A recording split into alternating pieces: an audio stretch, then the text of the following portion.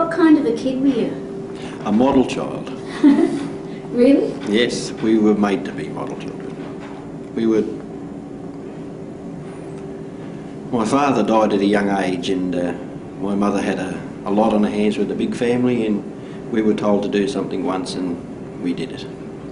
How many kids were there in your family? Well, the living children, there was actually 12 left of the number of children my mother had. How many did she have? 16.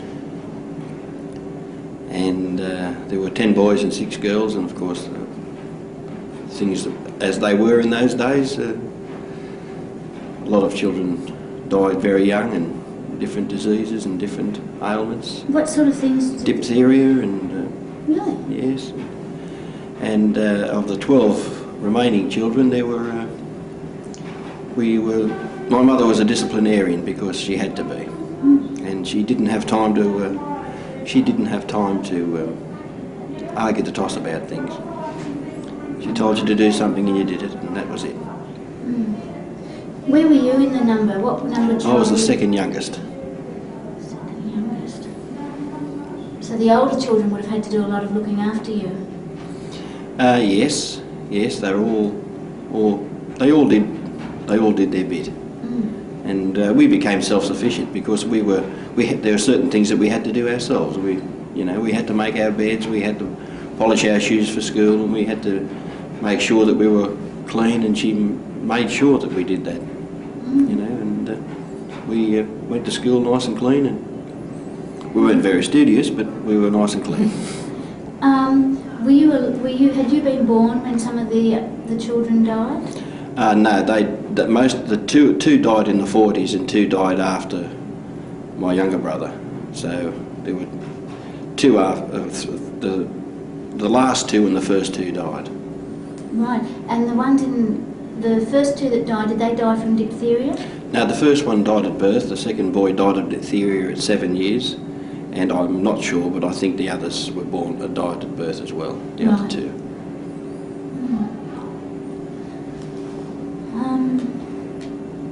What are your earliest memories? I can go back. We originally came from Botany, and Botany or Pagewood, or as East Botany was called then, was a pretty new area, and commission type homes, and it was a bit of a shock to move from there to Alexandria to see all the rusty roofs and a hotel on every corner. We'd never seen a hotel. We very rarely went anywhere. My parents were rather poor, and my father was in ill health, and we didn't go places. So we more or less stayed around the house. And how old were you when you came to Alexandria? 7 years old. So that would have been in 1956? 1956, yes. My father passed away in 1957. Really? And what was the matter with him? Was it Yes, he was a bit of a knockabout bloke, and he was a big man, a very muscular man, but he died from a stroke, and he was, I think, 48. And of course the family was quite young then. My mother was still quite young. I think she was about 42 or something at the time. And she went off to work to help us along. No, and you were only 8? Yes. Gee. And how big was the house that you lived in? We had a terrace house in Wyndham Street, and there was 3 bedrooms. There were 6 double-decker beds in the back room upstairs. It was like a dormitory. So there were 12 kids sleeping in the back room upstairs? No, they were the girls slept downstairs in the front room, and the boys slept upstairs in the back room. Right, and 6 in a room? Yep. Gee. I used to sit down for dinner every second Friday. It was my turn to sit down. Really? Just a joke. No, right. But there's so many of us. First up, best dressed. Now, was it a large house? It wasn't large, but it was large when we were small. But going back to it years later, we wondered how we fit. Yeah. And how big was your kitchen table or your dining room? Yes, well, we had a kitchen table, a wooden kitchen table, and we had 2 stools that could sit 6 on each. and we all sat on the stool, one side and the other. And you weren't even permitted to speak at the meal table. It was forbidden to speak. Right. And you have mum and dad up either end? Yes, one at one end, one at the other. And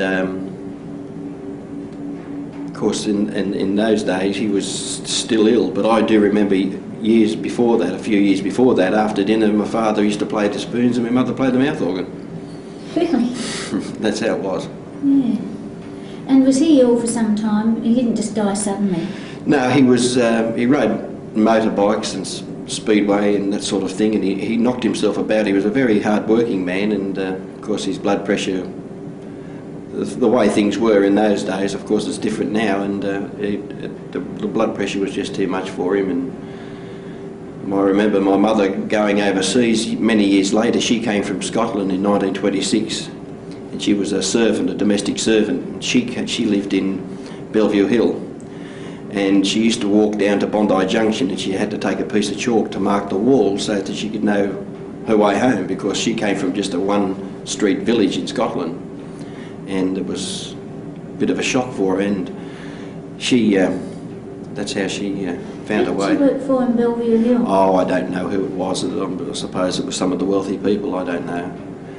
Her mother, her sister, her mother, my mother's sister, and my mother came in 1926, and her brother came in 1925, and they took whatever work they could get. What was your mother's name, maiden name? Margaret. And her last name, her surname? Lambie. Margaret Lambie. Yes. And what did your dad do for a living? My dad mainly had trucks in the transport industry, although he did have a lot to do with the demolition of the Maroubra Speedway, which was a concrete saucer track that was built in 1922 along the lines of Brooklands, and it took a few lives. A few blokes went over the wall and died, and it became pretty unpopular, and I think the Housing Commission resumed the land. It was Crown land, I would think, and they reclaimed it and made homes out of it. But he couldn't get anyone to do the work because it was all manual work in those days. There were no pneumatic tools, and it was very hard work, and I think that had a lot to do with it too. Were your parents religious? No, my father wasn't religious at all. My mother's a little bit.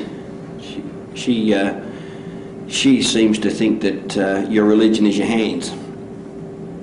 What you do with your hands and how you conduct your life is your religion. It's your own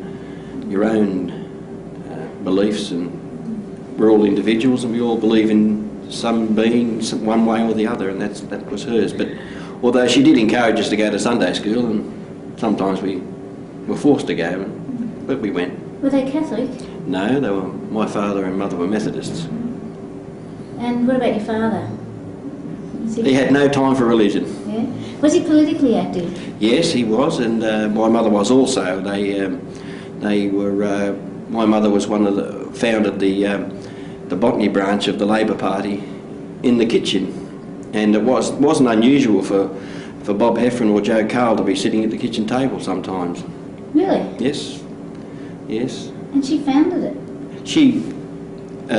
The house was used, and she worked for, I think his name was Dan Curtin, and Eddie Ward, and a few of the other local Labor people, and she was a great Labor woman. She marched, she told me, she marched in 1926 with banging pots and pans with Jack Lang to the Stein song down through Bondi Junction. Well, they had no instruments, but they had plenty of pot lids, I suppose. Yeah. And so they had the Labor Party meetings in your kitchen? Yes, the first ones. Yeah. And of course they went to, I think, Botany Town Hall after that. Oh, that was when you were out at Botany? Yes, and then later on she was active in the Alexandria branch, and she's still a member. I think she's the oldest member there. She's still alive? Yes, she'll be 80 next year. Oh. She's a stuffer's teak. And when your father died, where did she go to work? She worked, it was frowned upon in those days for a woman to be a barmaid. And my mother had very high morals, and she was very attached to my father, and was for many years after his death. And she worked in the Boundary Hotel in Wyndham and Boundary Street near the Everleigh workshop. And she worked there and also worked in a factory through the day, and worked in another hotel at night, because she didn't take any pension, and of course the pensions weren't anything in those days, and she worked to keep us. Even with 12 kids? Yes, we all had to do our share, and she worked and kept us. Well, how did the family manage to survive? I mean, did the older ones go out and work? The older ones were working. Some of them by that time were working, and a couple of them were married. And we just got by. She used to just put a bit more water in the soup. We just got by. And we never wanted for anything. We always had a clean home and always had food. Always. When your father died, was there any support from the neighbours? Yes, in those days when someone passed away, or one of the neighbours passed away, the neighbours rallied. I can remember the day he died. I came home from school that day. He died early in the morning, and I was in tears going to school. And I came home that afternoon, and she sat on the lounge with a shilling. All she had was a shilling. 6pence worth of cat's meat for the cat and dog, and a half a loaf of bread, and the lady next door gave us a tin of baked beans. And that's how we kicked on. Well, that's how she kicked on. That was. Did it take her long to get on her feet? It took a while after the grief of it, but I don't remember any support from our relatives. But not that we didn't ask, because children were seen and not heard in those days. So you wouldn't know unless she told you directly. You wouldn't know. But as far as I know, and as far as I'm concerned, she did it all on her own, and all she wanted were her children. Really? And did the older children who were married sort of kick in a bit? Yes, they did, yes. So it's a very close family? We're a reasonably close family. Of course, there's always divisions in families. There's something someone said that someone didn't like, and I suppose there always will be. But I think that if there's anything goes wrong, an illness or anything, I think that they all rally, and I'm sure they would. And when you were younger, they would have been, well, when your father died? Yes, I think that the kids, the smaller ones, us, were just there. And the elder ones, as I say, we didn't know much about it. We didn't ask questions, and we didn't know what questions to ask anyway.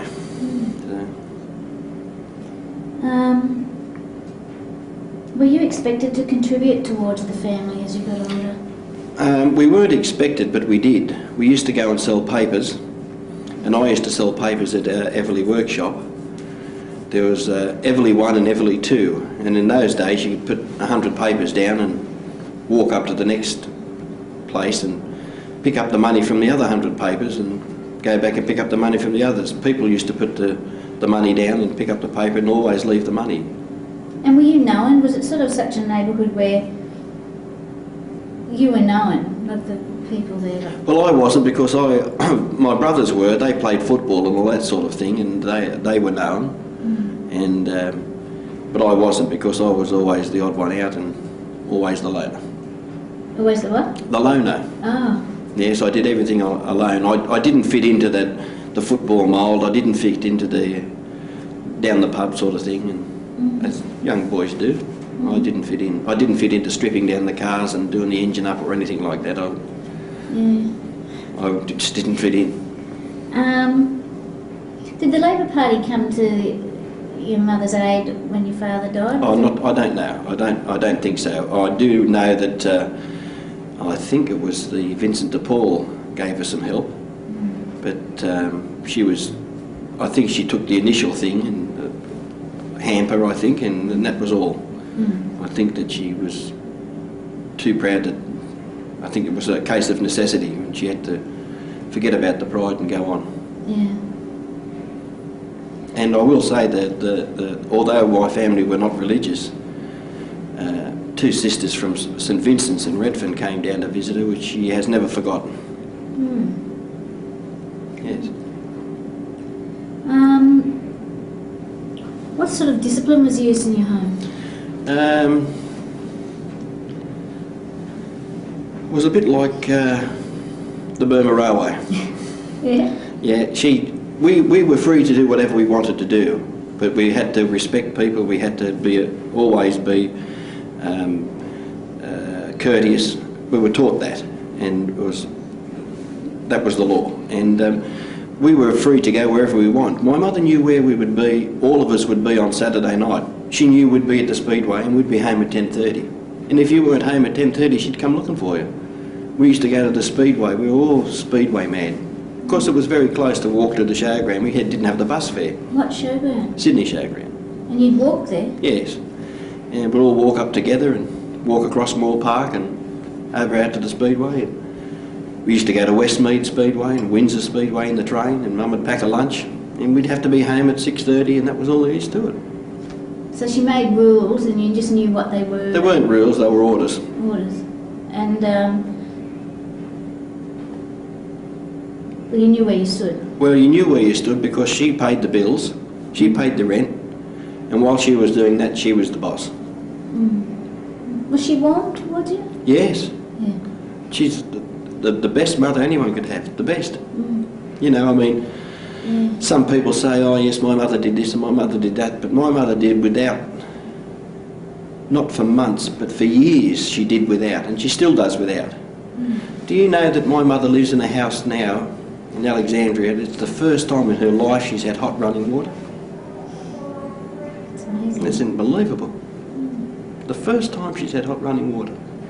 So how would you get hot water? Would you? Well, when we were living in the terrace house, we had a chip heater, and we'd go and pinch a few boxes out of the Chinaman's backyard in the fruit shop, or chop them up, and we'd sell it. Sometimes we'd sell it and go around in a billy cart and sell the wood for the chip heater, and we'd go and get blocks of ice for people, the ice works, and put them in the billy cart and take them to their place, because not many people had fridges. It was mostly ice chests. And they'd give you... Sixpence or something to go up and get a block of ice was only a shilling. Mm. So, And where else would you scrounge wood? scrap metal. You'd sell the scrap metal? Yeah, bits of scrap metal anywhere, we find it. Penny a pound for newspapers at the fruit shop or the fish shop. Wherever there was a few bob, there was a few bob. Selling papers, we used to get perhaps a shilling a day and a few tips. We'd take it over to our mother. Mm. And so would you buy wood or for the heater, or would you, and coal, or would you just sort of scrounge it up?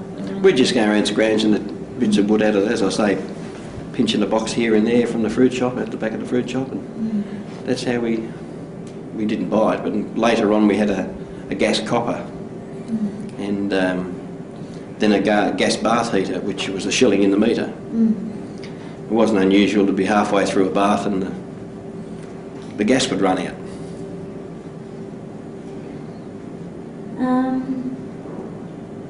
Did you collect bottles? Yes.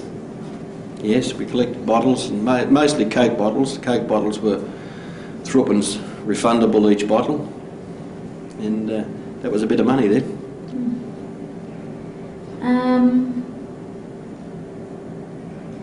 What did the family do for fun? We used to sit and watch the traffic lights change, or sometimes we'd watch a cake rise in the oven. Oh, you went to the Speedway? We went to the Speedway, and we used to go to the dances and things at the Trocadero, and Where'd you get the money? As a kid, would you... selling papers. We'd work 7 days a week selling papers. And that's how you get into the Speedway? Yes. Well, you know, the Trocadero, that would have been something of your adolescence, wouldn't it? Yes, more in the teenage years. But we used to play cricket in Alexandria Park. We'd be there at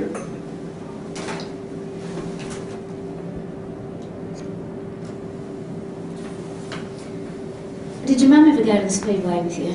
Yes, she always went. My father used to race in the 30s and 40s, and she was always there. And she used to go in later life, and up until it closed down about 10 years ago, I suppose. And there was a couple of blankets thrown on the grass, and all the family were there. It was a meeting place, and it was... Did you mostly go out with your brothers and sisters, or were there friends? Yes, we weren't encouraged really to have friends because my mother didn't want to feed any more kids. We had our friends, of course, but sometimes they'd come over, but if you can imagine if one of us each brought a friend, how many mouths there were to feed. So it was generally discouraged to bring anyone home, and she didn't encourage us to stay away either. She didn't like the idea of us staying at other people's homes. Could kids come over after school to play? We were selling papers. We were too busy for that. In the evening, like these days everybody watches television, what did you do in the evenings? We used to listen to Jimmy Shand and his band, and all the Scottish singers, and we'd listen on the radio. We'd listen to Police Files and Hop Harrigan and Tarzan, and in those days, on a Sunday, they used to have these Sunday comics. They used to buy the paper, and in the comic there was they used to read the comics, act out the comic on the radio, and we had a television, but it was only a 17-inch Admiral. And I remember when we got it, we had to put all the blankets up at the windows to make the place as dark as possible to get the darkness for the TV. And I remember the last show on television was Superman at 8:30. It closed at 9, it didn't open till 4. And was it all snowy? Yes, mainly. There was no such thing as an outdoor aerial at first, they were all indoor. But if we did happen to go anywhere after my father died, an uncle of ours used to come down and take us to the mountains. We'd count the TV aerials as we drove past. We'd be lucky to count a dozen all day, but of course now it's different. When your father was alive, did you go out? Well, he would have been sick in that last year. Yes, but he was sick in about the last year. But prior to that, we all, it was like a conveyor belt. We'd all line up for a bath, and in the bath, washed, dried, pyjamas in the car, and we'd all go down to Bennelong Point of a Sunday night in the car and have a fish and chips and a barbecue, or not a barbecue, but fish and chips at Bennelong Point where the old tram depot was, which is now the Opera House. And there was a fish and chip place there? Oh, we got the fish and chips at Newtown. Oh, right. And you just go and sit down there and look at the water in the harbour? Yep. What sort of car did you have? My father had a different car every week. He'd buy one at the auctions, he'd do it up, polish her up, clean her all up. My mother would help, and then someone would buy it and he'd go and buy another one and do the same. And we had all sorts of cars, Nash cars, Oaklands. We had a Hudson Terraplane with a dicky seat in the back, a blue one, and we had all sorts of cars. He had Willys Overlands, you name it, he had it. He sounds like a character. Oh, he was a character. He was. How old was he when he died? 48. It's very young. It is. It is. Considering these days the medical know-how, I mean, seems such a waste, doesn't it?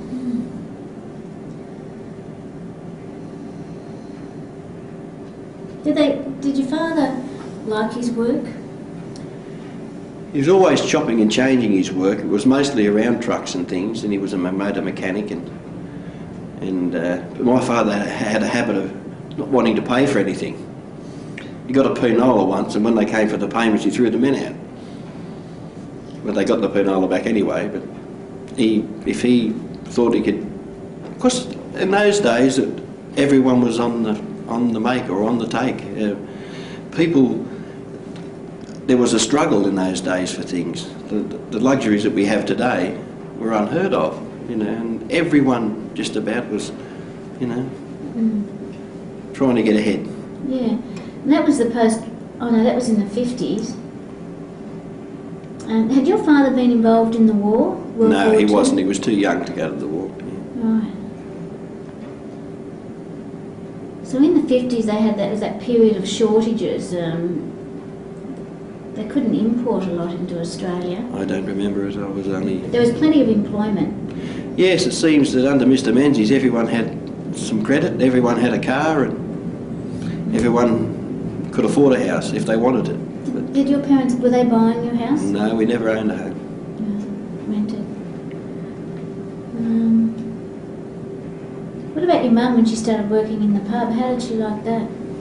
She liked it. She was very popular, and She was well liked, and of course, in the old days too, men had respect for women, you know, and you know, in those days the barmaid ruled the roost. If she wanted someone barred from the hotel, she just said so. If some customer offended her in any way. But I used to see her in the hotel sometimes because we'd sell papers and we were allowed to go in the pub. And it was, in those days they used to close at 6:30 and open again at 7:30, and the same blokes would come back. What do you mean open again at 7:30? Well, they had 6:30 closing or 6 o'clock closing. And they used to ring a bell and everyone would have to leave the hotel, and they'd close the hotel, and then at 7 or 7:30 they'd all come back again. At the back door? No, back into the hotel. They had to close for an hour. Really? Yep. That's crazy. So your mum would have lunch or dinner or something? Oh, well, I think her shift would finish at that point. She was home in the evenings? Yes, yeah. It was a pleasure once. I remember when she left the hotel and she was there for us when we went to school. It was terrific to have her at home. Of course, we had to get ourselves breakfast and get ourselves dressed and off to school. Oh, because she'd start early? Yeah. And she'd come home about 9:30, I suppose, and get changed to go work at a factory across the road. And they were making television parts in those days. So she worked in a factory during the... Yeah, till about 3 o'clock, and then she worked in another hotel from about 4 till I think 7 or 8 o'clock or something like that. And then in an early opener in the morning? In the morning, yes. So she had 3 jobs? Yep. 6 days a week. I often wondered why she used to sleep so much on Sundays. She wouldn't have had much of a social life. No, she didn't. Although I think the hotel was a social life on its own. I think that it has a social life on its own. And she never remarried? Yeah, she remarried, but that wasn't much of a success. Were you young when that happened? Yes, I wasn't very pally with him in the beginning, but as I got older, and I think I was about 19 when he passed away, and we got on great in the end. So I wasn't such a bad bloke after all, neither was he.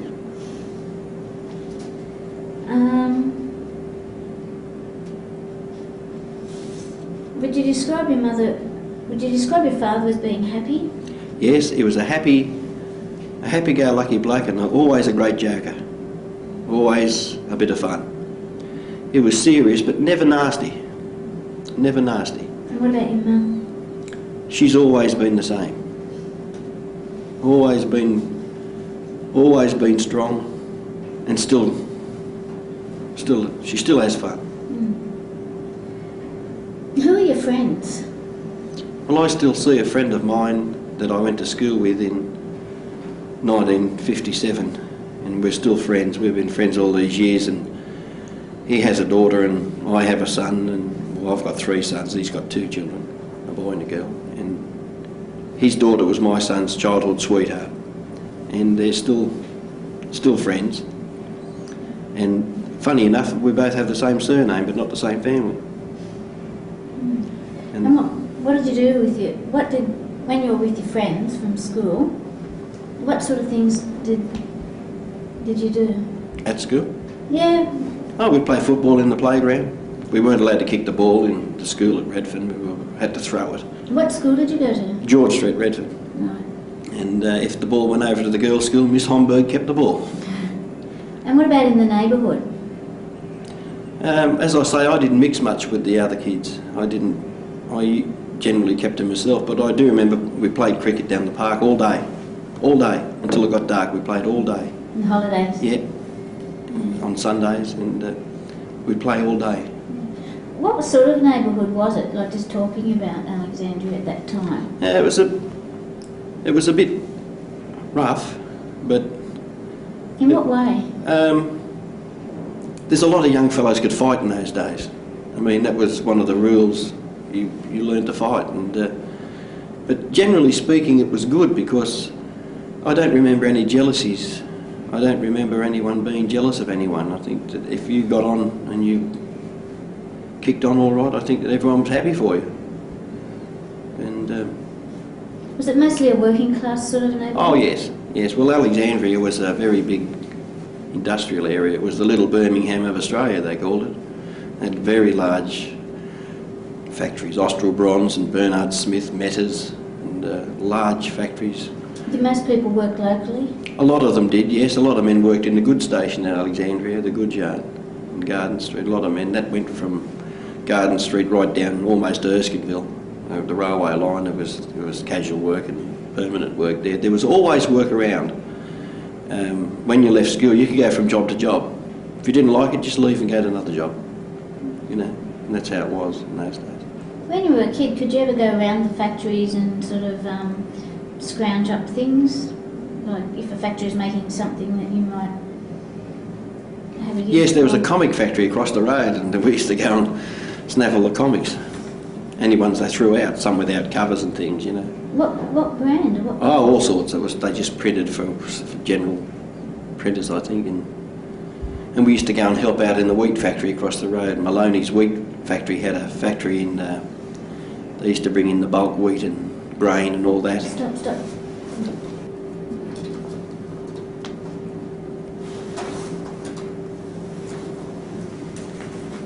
So I've heard, you know, talking to other people that, you know, people would go around different places where things were being manufactured and they'd either know somebody there and there'd be a bit of trade-off or...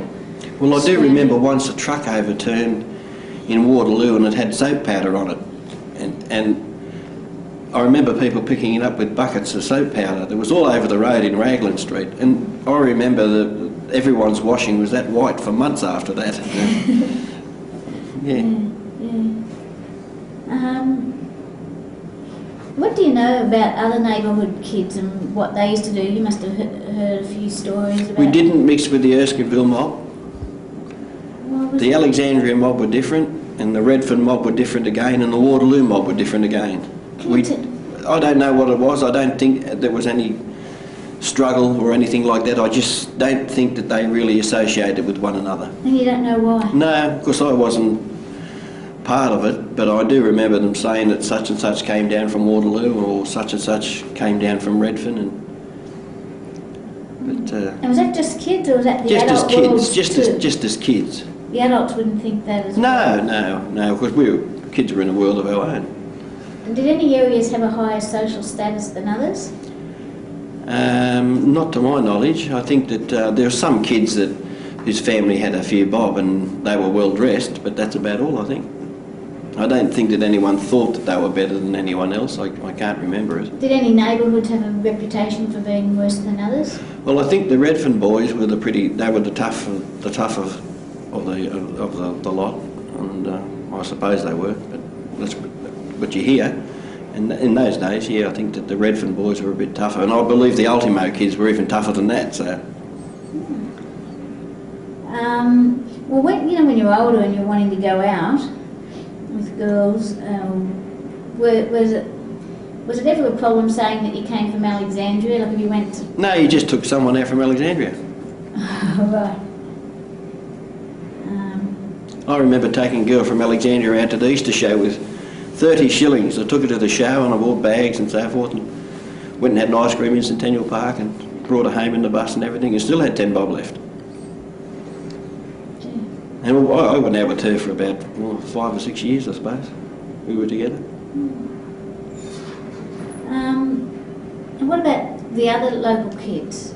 What did they... Do you know what they did? You were selling papers in the afternoon. Most of them were selling papers. We used to hop on the tram and sell papers on the tram, going down to St Peter's or going down Botany Road. Sometimes we'd go into some other paper boys area and we'd have to settle it. What's that mean? Between ourselves. And the tram drivers used to just let you on? Oh well, if you hopped on a bus or a tram, you used to be able to walk straight through, paper. Yes, thank you, and then you get off at the next stop or the few stops down the road. How many years were you selling papers for? Oh, I think about 5 years. From what age? Oh, from about 11 years old. To 16. Mm. And did you do anything else? Odd jobs? I used to have a cartage firm with billy carts. Tell me. Brennan Brothers. we had it embossed across the box, and it used to have a flat board on the box, and you'd push it and go here and there and take groceries home for people and blocks of ice. And they just give you a yell. Yep. To see you up the road. Now don't forget on Friday I've got to go up and get me shopping, and you come down and you come up to Shugs's and take their stuff home for me. Yeah, okay. And they pay you sixpence? Yeah, it's fourpence or sixpence or whatever. I remember sitting outside a house for an old lady in Wyndham Street once. I mined the house for her. All day she gave me a penny. What? Yeah, a penny. Well, of course she was a very old woman, and she must have thought it was a lot of money. And why were you minding the house? I don't know, she just asked me to mind the house. In those days, where we lived, my mother used to open the front door and the back door and air the house while she went around Botany Road to do the shopping. Right. And when she come back, the postman might be there, having a cup of tea, reading the paper. In the house? Yep. The key was never out of the door night and day.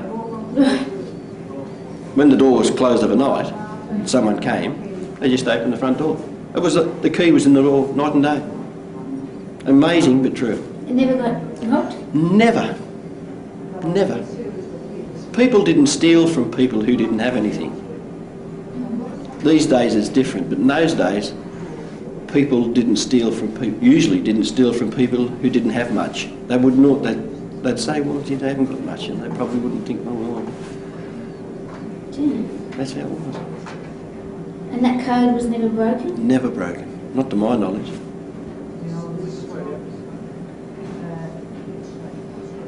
And I suppose, but did you have the same postman? These days they changed all the time, must have. Yeah, well, we had one postman who used to wear a pith helmet. And that was the uniform, and he used to make 2 deliveries a day on Saturday morning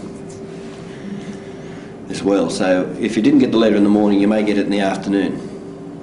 And I remember finding a key for the NRMA, and it had a little badge on it. If found, return to NRMA 3 Spring Street, Sydney, reward 5 shillings. And they sent me a cheque for 5 shillings, and I waited and waited for weeks for the postman to bring this cheque. Eventually I got the cheque and I spent the 5 shillings. And was this just your house where the postman would feel comfortable to go in and make himself? Oh, my mother was friendly with everyone. She was never jealous, although I cannot remember my mother going into another person's home. She wasn't a gossiper, and she wouldn't go into anyone's house. Nothing could get her into someone else's house. Even if she's invited? She wouldn't go. Was things like your meat and vegetables and all that delivered? No. We were lucky to buy them. What did you grow your own in the garden? No. We had food, whatever my mother needed, she bought in Botany Road. We didn't have refrigeration as such, so if she was going to make some snags or some chops, she'd buy them that day and cook them that night. So there wasn't any need for it. And did you always have your main meal at the end of the day? Yes, always. We used to all come home for lunch because we lived pretty close to the school. We always used to walk home for lunch. What would you have for lunch? Oh, sandwiches, Vegemite and all that sort of thing. Peanut butter. I remember when we were selling papers, we used to put a lay-by on a Chinese meal.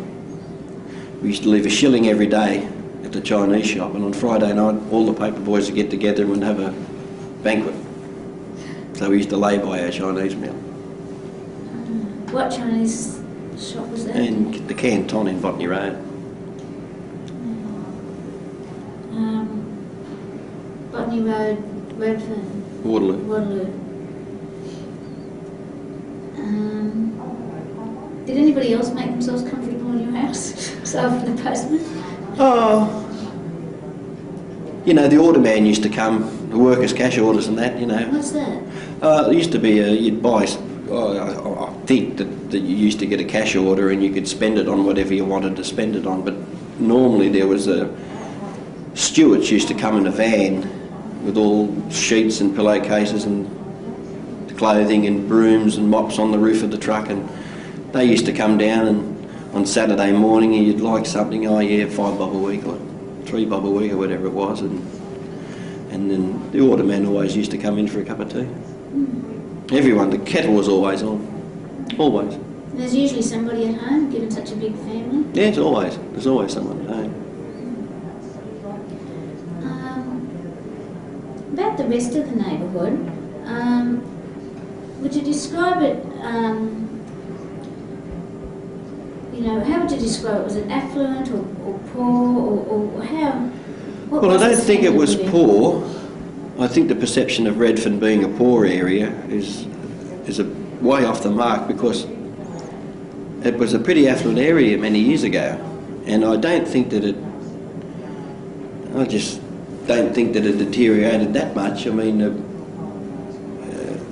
Alexandria and Waterloo, it was a pretty affluent area, but most people worked.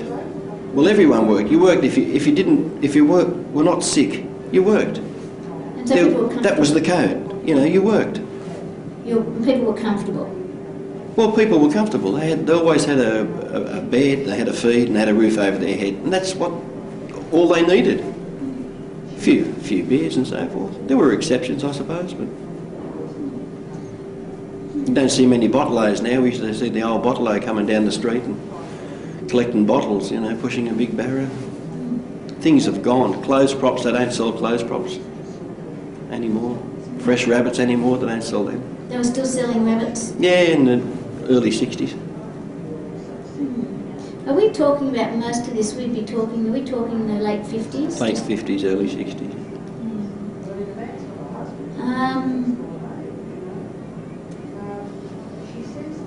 Were there any places that you weren't allowed to go? Yes, we weren't allowed to go into any hotels or clubs or things like that. We were allowed to go to the Police Boys Club and that sort of thing, but we weren't permitted to go to the movies, the picture show, unless my mother said so. Why was that? I don't know. She never said. We didn't have any restrictions, but she had something about the picture show. Because most people talk about one of the things that they did was going to the pictures. It seemed like a very big deal, but that was hearing that from people who were children in the 30s. Yeah, it was a big deal. It was a big deal. We used to go to the Lawson Theatre at Redfern, which was where the TNT towers are now. I remember seeing Tammy and April Love up there, and the serials, of course. Was Worth Circus still coming here in the 50s? Well, I think it was Ashton Circus mainly. They used to come off. We were friends of the Ashton family, actually, and my father knew them very well. We still see Vinnie Ashton, who's one of their descendants, and they used to bring the circus in at the bottom of the goods siding in Alexandria, and the elephants used to drag the carts up the street. When the circus came to town, the elephants would drag all the big carts with the lions and everything else up Henderson Road, up Raglan Street, and into Redfern Oval or Redfern Park, where they used to hold the circus. Was that ever called the Exhibition Park? Some people call the Exhibition Park was Prince Alfred Park. Yeah, it's off Cleveland Street. Yes, that was Prince Alfred. There was an exhibition building there many years ago. Yeah. Yes, no, that. And this is a different location we're talking about. Yeah, Redfern Park next to Redfern Oval. Well, the Redfern Oval was the Prince Albert Cricket Ground prior to that. And did you ever go to these circuses? No. How did your dad know them? Through my father was born in Paddington, and my father and my grandfather had the water supply there, a well, at Glenmore Road. And of course, prior to that, there was Lachlan Swamps, which was Centennial Park, and the gravity Busby's Ball used to come down into the city because of the mill pond, because of the tank stream. It was polluted, and they drew water from Paddington, and they drew water from the mill pond at Botany in East Lakes.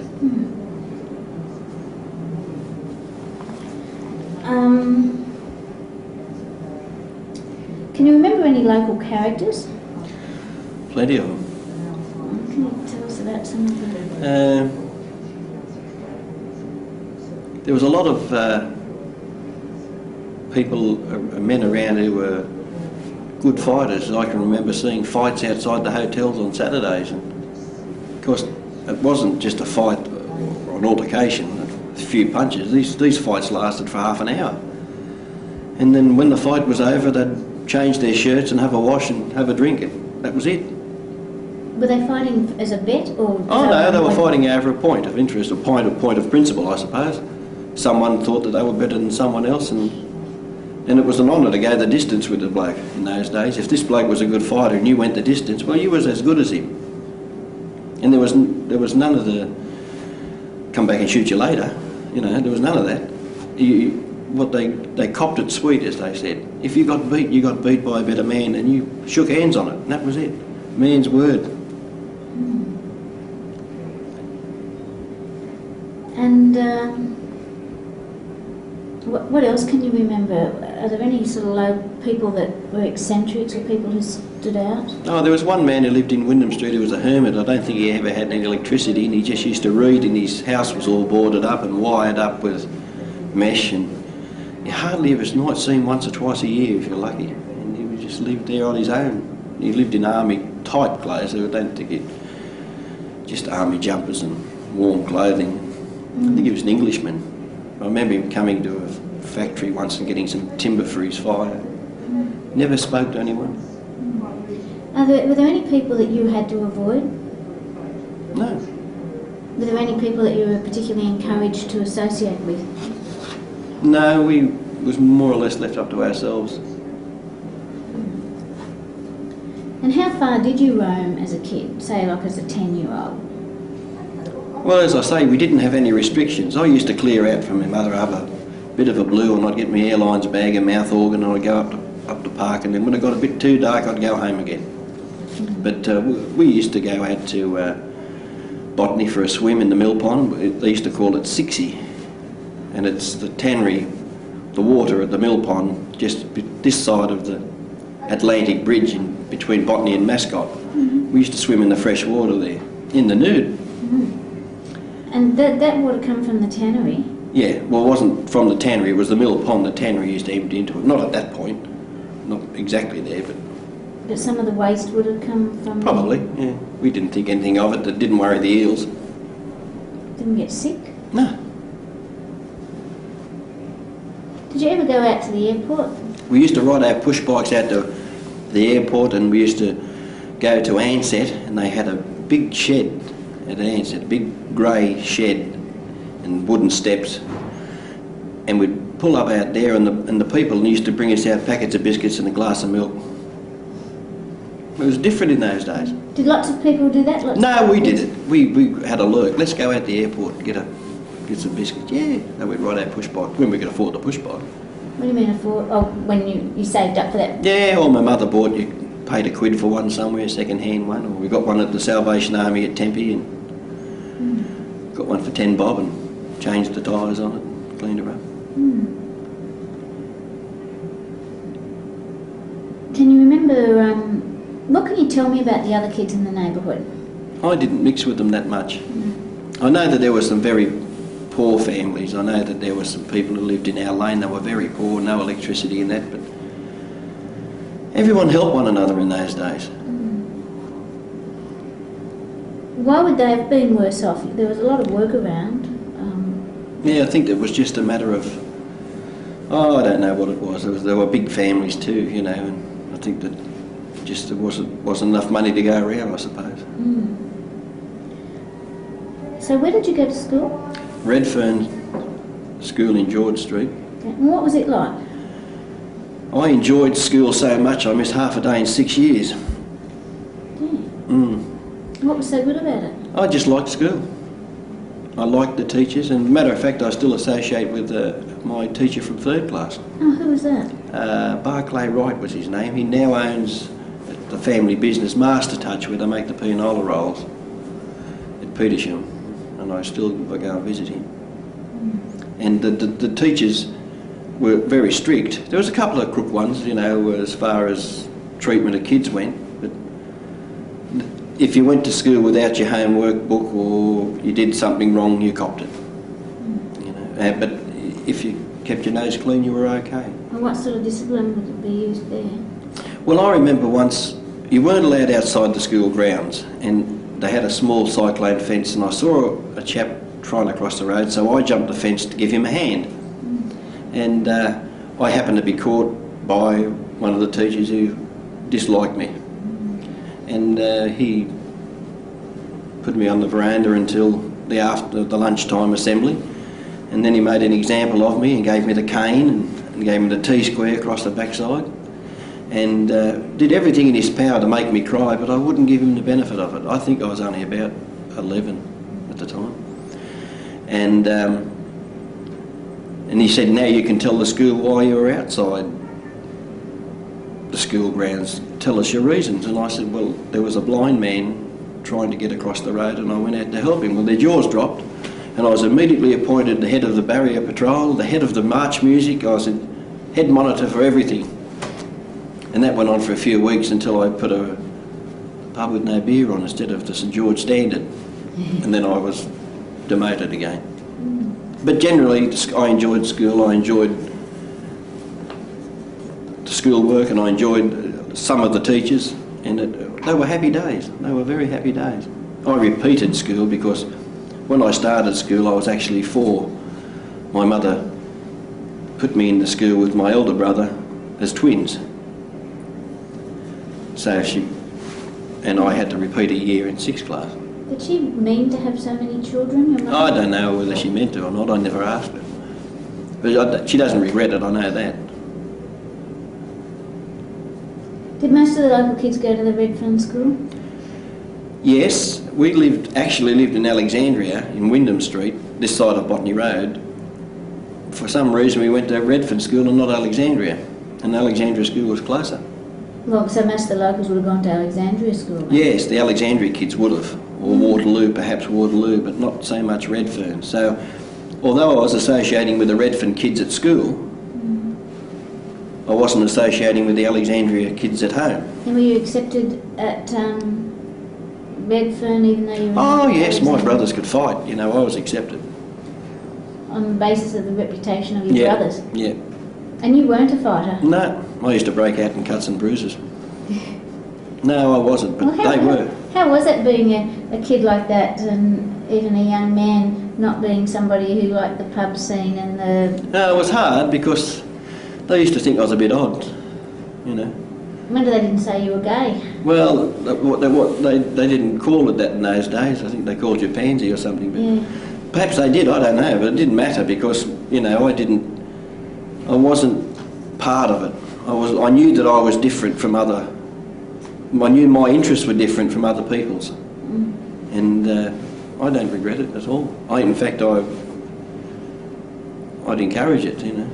So how did your interest develop? What did you become interested in? Music. I was always interested in music. I never learned to play the guitar till later in life because I wanted to play by Saturday night. I believed the back of the comics, you know, you can play in 3 weeks. And I couldn't. And I used to make bits of wood with nails and fishing line to make a steel guitar and all sorts of things. But the billy carts and the racing, we used to race billy carts on Sundays down Boundary Hill where the hotel is. 30 or 40 kids used to race their billy carts. Who organised this? Oh, we just all got together. One kid saw a few of us racing the billy carts, so they made one and turned up. Here we are, heap of kids. Of course, some of the people that lived in the back of the hotel didn't like it because they were all ball bearings. Yeah. Very noisy. And we knew a fellow from the airport who used to give us the ball bearings from the Constellation gearboxes. And they were whopper big things, and of course no one else could get them. And you used them as... back wheels for height, and the wider they were, the better you slid on the asphalt. Gee, did you bet on these races? Nah, we didn't have any money to bet. Yeah. We just used to race and have a number, and sort of in the vogue of speedway cars, you know. Yeah. And race. A few times we've had a few smashes and smashed into cars. We never had anyone at the bottom to say, oh no, there's a car coming. Some bloke would be coming along Garden Street and looking, there'd be 30 or 40 billy carts coming at him, so... You know. You must have got abused a bit. Oh yeah, yeah. But that's as far as it went. Go on, you kids, get home, I'll call the police. That's it. Sounds like fun. Oh, it was a happy life, it was a good life. We had nothing, but we made the best of what we had. Well, you certainly were mixing with the local kids then. Well, only in that type of thing, in the billy carts. That's about all, because that was my interest, and they were coming into my interest. How old were you when you set up Brennan Brothers? Oh, I think about nine years old. And did you get your other brothers to help? No, I did it myself. And how many billy carts did you have? I only had the one. Oh, right. There was one in the fleet. Yeah. Yeah, I remember making a sign, haulage here, haulage there, haulage everywhere. That's pretty good.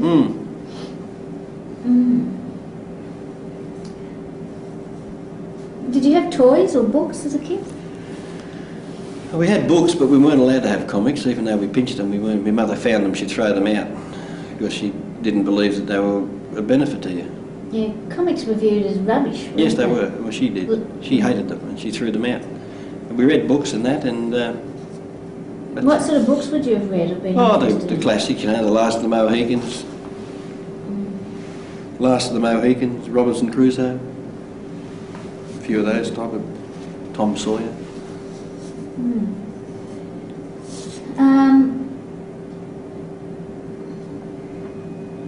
What smells can you remember? Smell the workshop at Everley. There was a certain smell about Alexandria. An industrial smell. Would it have been smoggier then than it is now? Yeah, oh yes. Yeah. Some days it was more so, Some days you wouldn't hang the washing on the line either because With all the soot. wood fires. There were wood fires, but there was soot too from people conducted their lives by the railway whistle, the 7:30 whistle in the morning, the 4 o'clock whistle in the afternoon. And then there was an 11 o'clock whistle of a night at the glass factory in Waterloo. To tell that you'd know what you were... Isn't that what time it was?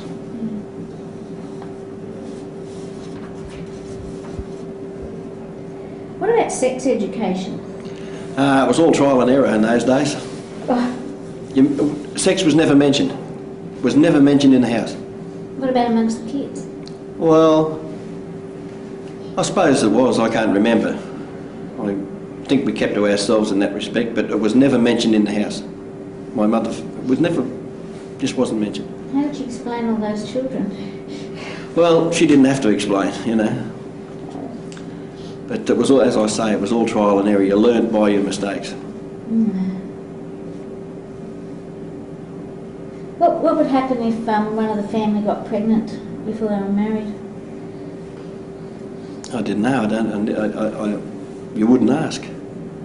I suppose in those days, once it was known, the wedding was pretty quick. I suppose that's how it was. Of course, it's different these days again, but I think that if some girl got herself in trouble, then the bloke did the right thing by her. Sometimes it worked, sometimes it didn't. It's unthinkable now. Yeah. Can you remember any big events? Oh, when they stopped running the trams to St Peter's, that was a big thing. Everyone scaled the tram, went for a ride here and there. That's about. There was nothing much happened.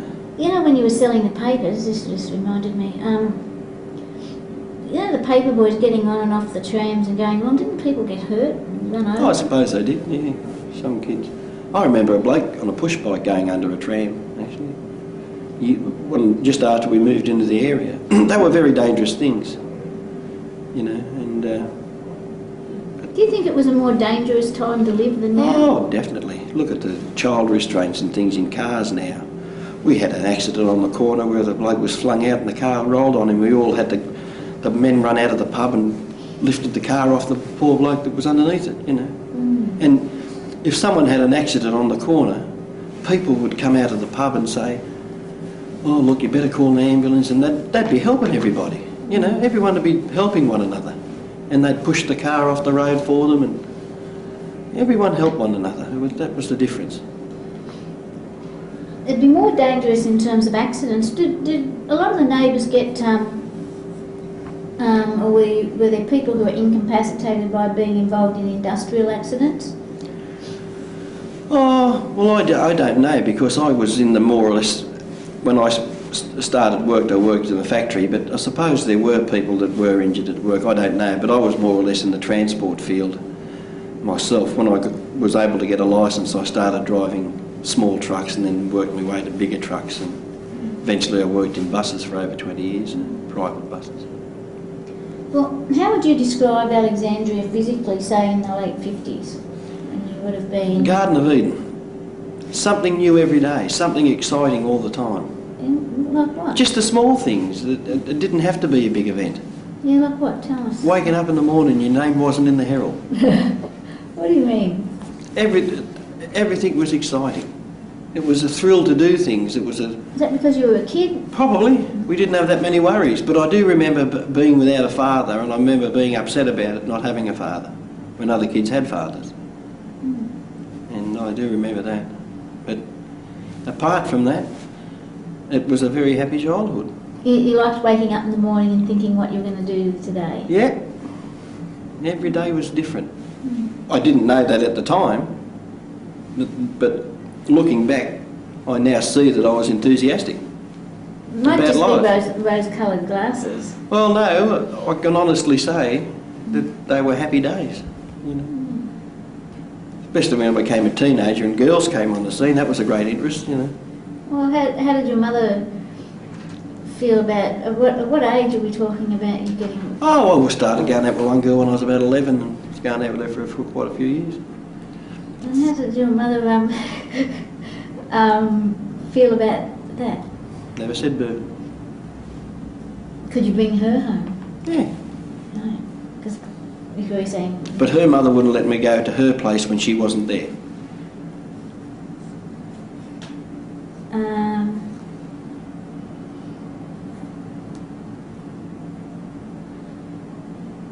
I want you to physically describe Alexandria in the late 50s. Can you do that? In what? Was it... Well, earlier you've said that it was a bit more smoggier. And before you said you remembered the rusted roofs. Is there any way... I mean, I know it's a hard question. Well, when in those days, the men who worked on the roads used to light a fire and boil a billy. Well, you wouldn't be allowed to do that now. And when a lot of the factories and the workshops closed down, there was less people around. I mean, the hotels, within an area of, say, 100 yards, you had the Alexandria Hotel, the Lord Raglan, the Cricketers' Arms and the Abbots Hotel, and every hotel was full.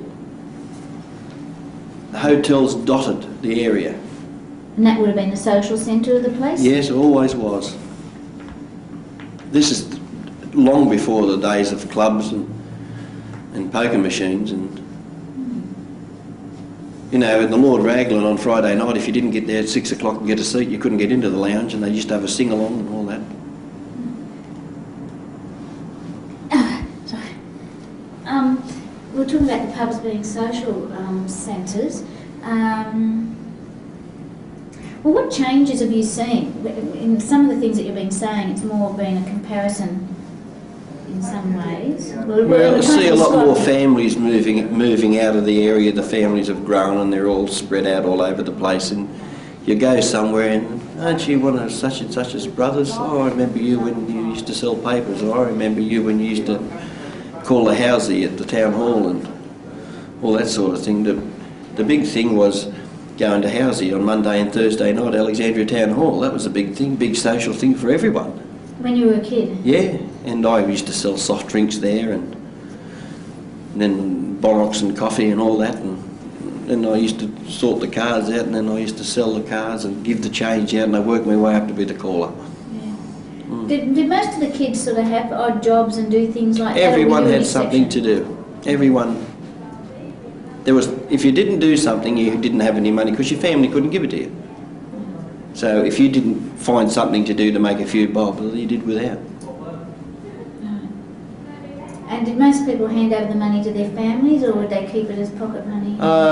Well, we handed it over, you know. And would your mum give you some back for? Oh, we never, you know, it was in those days it was 3 bob into the Speedway, you know, and there's 4 of us, so that was 12 shillings, you know, $1.20 these days. But it was a lot of money then. What other changes do you remember in this area? Or how is the area different today?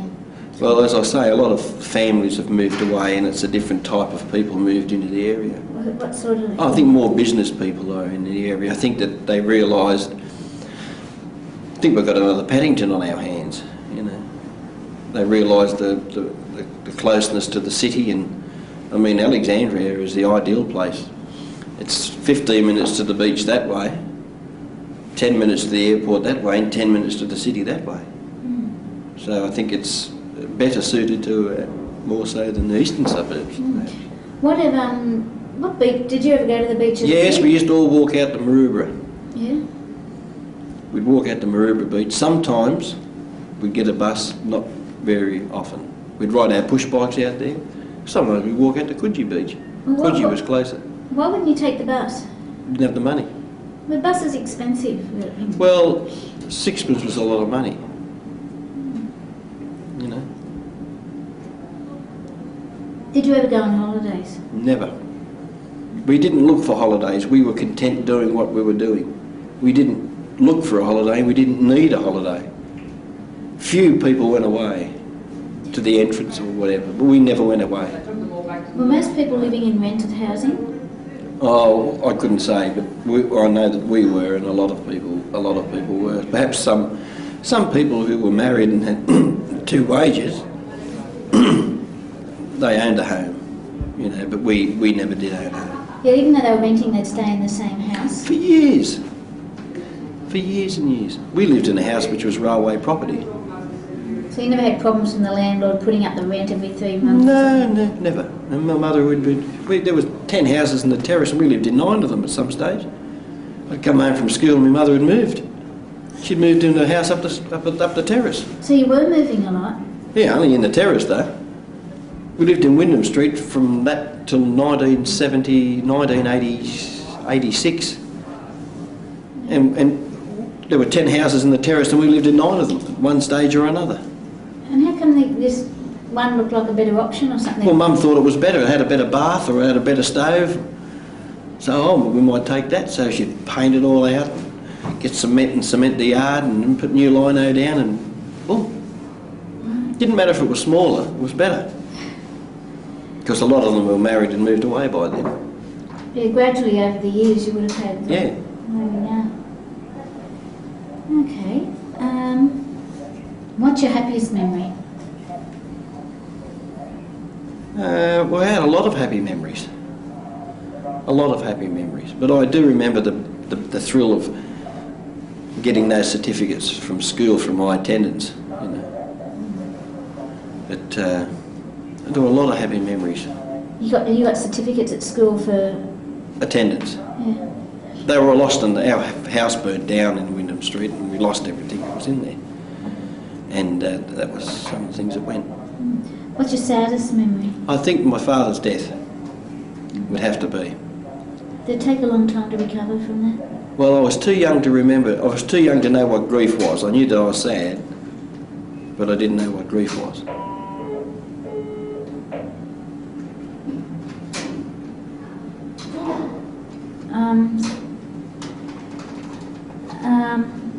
What's your most vivid memory?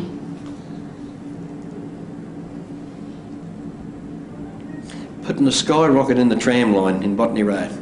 Did what?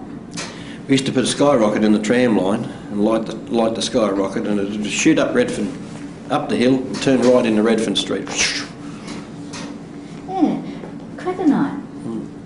Did you always celebrate... Everyone did. There was always a bonfire every year. And there was a paddock in Wyndham Street, which is a factory's on now. In those days it was just a paddock. I think it was a railway property too. And we built a bonfire. My brother brought a truckload of timber for us. And we built this. And they interviewed us the day before and someone lit it that night. So the bonfire was lit a night before. Someone from another area, I suppose. Did all the kids in the neighbourhood get together for cracker night? Yeah. And you all pulled the crackers, or what did you? We weren't interested in the floral crackers, the fancy light ones. We were only interested in putting a double bunger in a letterbox or putting one under a tin and blowing it sky high. Or we were only interested in the noise. Yeah. If we had 10 bob to spend on crackers, we would buy double happies, bungers and tuppenny bungers. Right. And you put them in letterboxes? Yeah, wherever we could. Were there any accidents or any hassle from that? No, not to my knowledge. I don't think anyone got burned or anything like that. In the year, what would be the time of the year you most look forward to? Christmas. What would your family do at Christmas? Well, we always get together at Christmas time and we'll see one another, and that was the most exciting time. Or my birthday, you know, my birthday. Yeah. And would there be presents and that? Oh yeah. It wasn't much, but it was a present just the same. I never got the ukulele I wanted that was in the pawn shop window.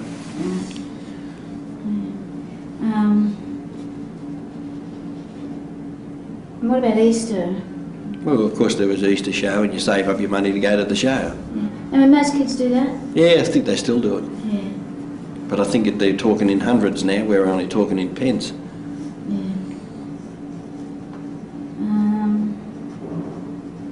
Is there anything else I should ask you? No, I think you've covered about all of it. I mean, there's a lot of things now gone. Like in Botany Road was the hub. They used to have a clothes auction, Carberry's clothes auction. And they used to have the milk bar, where we used to go to the milk bar and have a chocolate ice cream in a dish with malt. There was Mrs. Quayle's shop. She had a small shop in Botany Road where you used to walk downstairs onto a parlour. It was a milk bar parlour where you'd sit at a table and they had the thick glasses and the thick dishes. There was Barker Davis where they had a TV in the window and a speaker outside on the roof so you could hear what was being shown on TV. And there were... Yeah, when TV was first introduced, did you do that a bit when you didn't have... Yeah, we were the night riders. We used to run around the streets of a night. And what? We weren't allowed to terrorise, but we used to go around and look at the TV, and we'd go and lay in the grass and put some black cotton on someone's door knocker and all the things kids did, you know. Yeah. When they opened the door, we'd slacken off the fishing line or whatever, and then they'd close it again, we'd knock again, and they'd open it again, and we'd continue to do that. Yeah. Was this you and your brothers? Yeah. Yeah. Yeah, it was a happy life, it was a good life, it was... Things were so different in those days. People were more patient. People helped one another. Because it's not like that now. Okay, well, I'd like to thank you for your time. It's been really good. Thanks. Bye.